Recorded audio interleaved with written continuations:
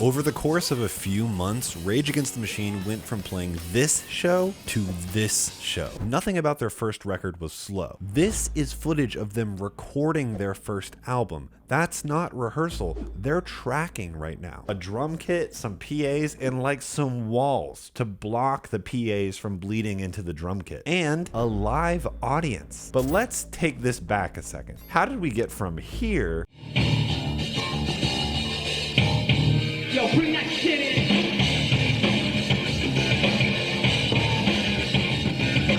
to here?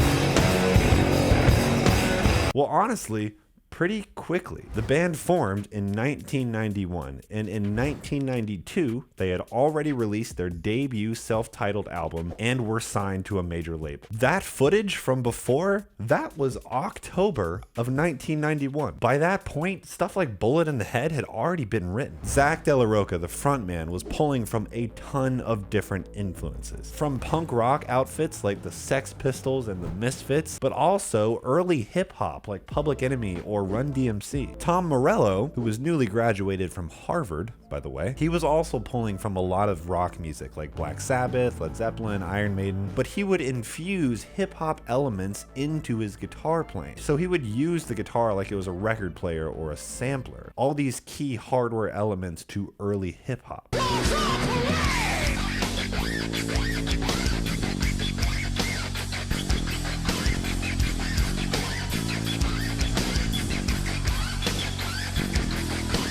More on this later. So the two of them pulled Tim Comerford and Brad Wilk from previous projects, and the lineup was complete. And by the end of December, the band had already recorded a 12-track demo. That means some of these tracks, including like classics like Bomb Track, had been written over the course of like a couple months.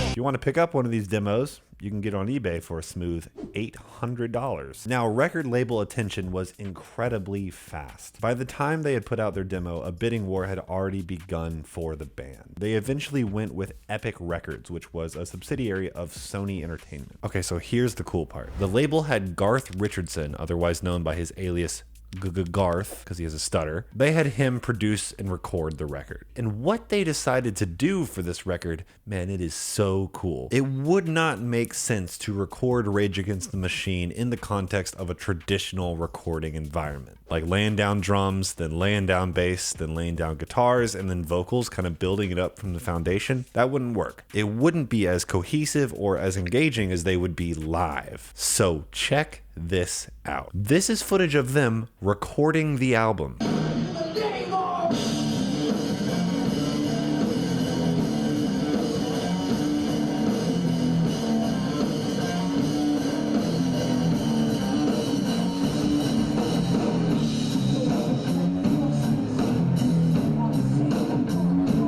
Drums, PAs, some barriers to prevent bleed. All of this was in Sound City in LA, and all of the amps were in a separate back room. It's what the PA was for, to pipe in the guitar and the bass. Now, I believe all of this was also recorded primarily using SM58s and SM57s. I wasn't able to confirm that anywhere, but here is a picture of the JCM800, the Marshall, with an SM57 miking it. What we do know is that Zach did record his vocals with an SM58, which you can see right there. Right there. Now, this situation proved to be a much more conducive environment for the band. And in order to get the best performance out of them, they even brought in friends of the band to watch the recording process. They needed an audience. Now, it's really important to contextualize this production process in the greater scheme of the musical landscape at the time. Music is a pendulum, a constant reaction and counter-reaction to whatever music happens to be prominent at the time. The psychedelic movement of the 60s gave birth to the punk rock movement that followed. Not because punk was really influenced by psychedelic, so much as it was the opposite of it, a reaction to it. Psychedelic had become kind of complex and a little unapproachable. Punk rock was the answer to this complexity. Now, production does the exact same thing. Now, let's think about this album and what it represents. We're leaving the 80s, and the 80s was a period of excess for rock music. Technically very complex musical lines with over-the-top stage shows. The name of the game was to be flashy and to be a showman. This also showed up in 80s production techniques. The 80s was the birthplace for digital emulation, gated reverbs and heavy phase modulation and chorusing, a ton of outboard gear. And Rage Against the Machine was the antithesis of 80s rock, and so was the production used on this album. Listen to Bomb Track, and in between the stink face and the headbanging, try and listen to what you hear and what you don't hear.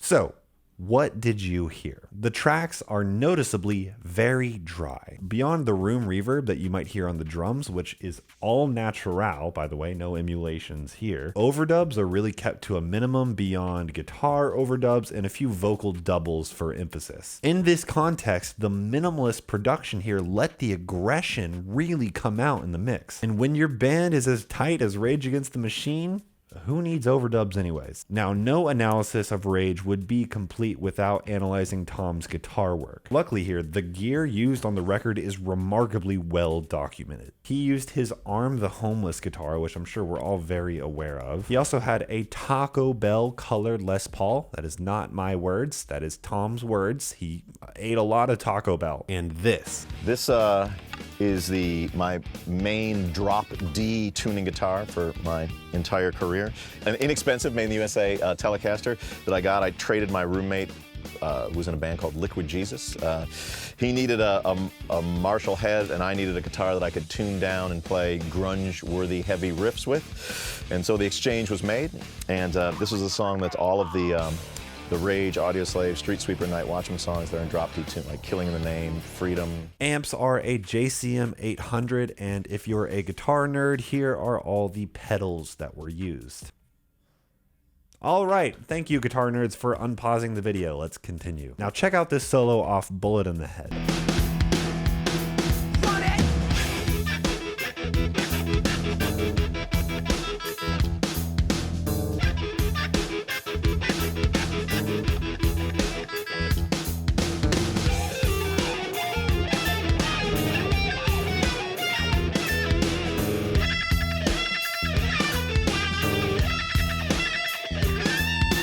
So Tom was pulling from a lot of hip-hop grooves. He was using a combination of a Digitech whammy and a kill switch to emulate things like scratching a record player or re-sampling.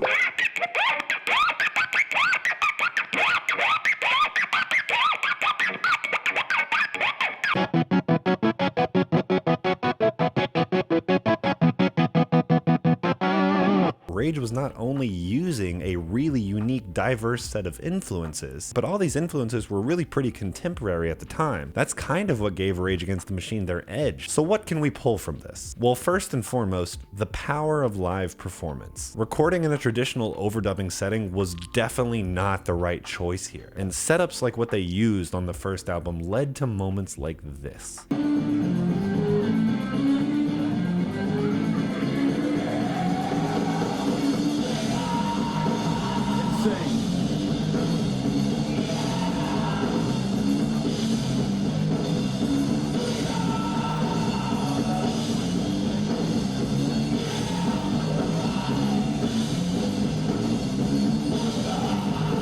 I don't think you would get that. on the 15th vocal take, you know? And also, a well-rehearsed, tight band will shine in the most minimal of setups. In fact, minimalism is a key component to why this record succeeded. The efficacy of the hard-hitting nature of the band not only excelled in this minimal format, but probably couldn't have been recorded in any other way. But yeah, a diverse collection of musical tastes will lead to new and novel ideas, obviously. Pull from influences that you may not think to pull from. You might consider yourself a rock guitarist like I do, but I listen to all kinds of stuff. You probably do too. Incorporate that into your songwriting. Draw inspiration from places you would never think to do so. And hey, you might have a garage. I know a lot of people do. Put the amps in the closet next to the garage, run a cable through it, and you have a recording setup like Rage Against the Machine. Except for they did it in Sound City, which is a very nice room, but still. Maybe this stuff seems obvious, but it worked for Rage Against the Machine. So, all right, well, there's an ice cream truck outside my apartment now, and it's gonna bleed into the mic, so we'll stop here. Thanks for watching, and happy recording.